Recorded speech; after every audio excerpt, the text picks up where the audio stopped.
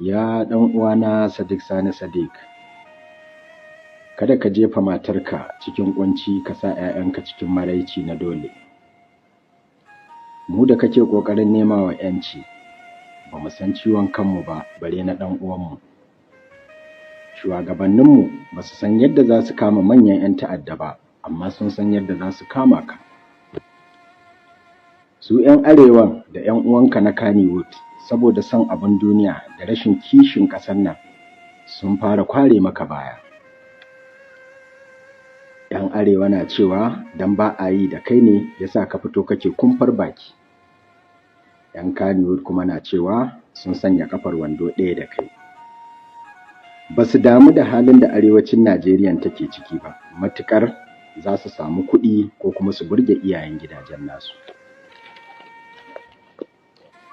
Sanin kanka ne, ban taɓa sanin daɗin siyasa ba, sai dai azabarta.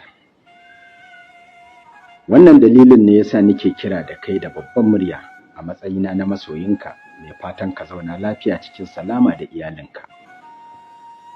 'Yan arewa sun iya kalamai masu yawa a social media, amma ba za su iya rufe maka baya ba, face sai dai su kware maka baya, domin ba za su iya rufe sana'o'insu ko kasuwancinsu su fito don su ceci arewacin Najeriya ba.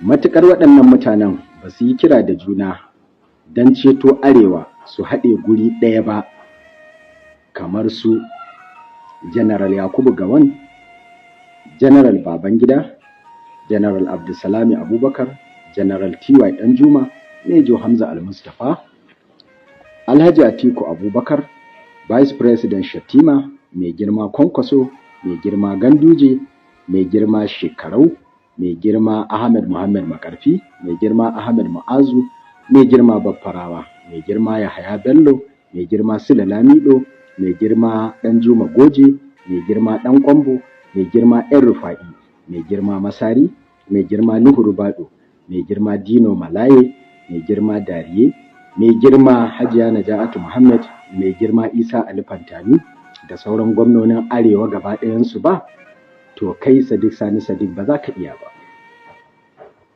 A lokacin da kake kira, babu wanda ya iya tsayawa kusa da kai, domin matsorata ne 'yan Arewa, ba sa son ka shafa musu kashin kaji.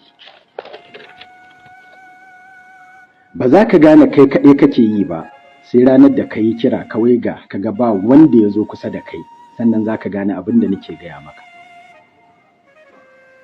Ba su ma damu da cewa tabbas ana azabtar da arewacin Najeriya ba, domin suna gudanar da kasuwancinsu da sana'o'insu lafiya lau.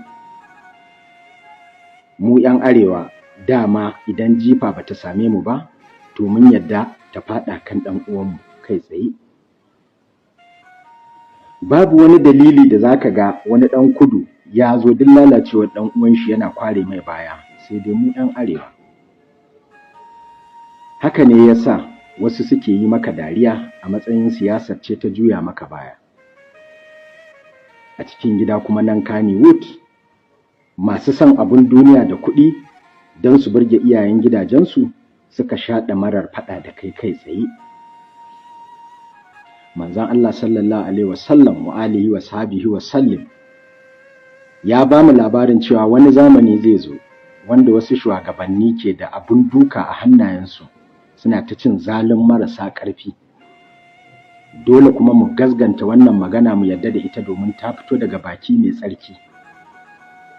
Shi yasa muka yadda da cikakken wannan magana, sannan ga mu a cikin wannan lokacin. Shugabanni ku ji tsoron Allah, 'yan arewa kuma ku farka, domin muna cikin tsaka mai wuya. Subhanakallahumma wa bihamdik, wa la ilaha illallah, astaghfiruka wa atubu ilaik. Sunana Muhammad S. Bashir.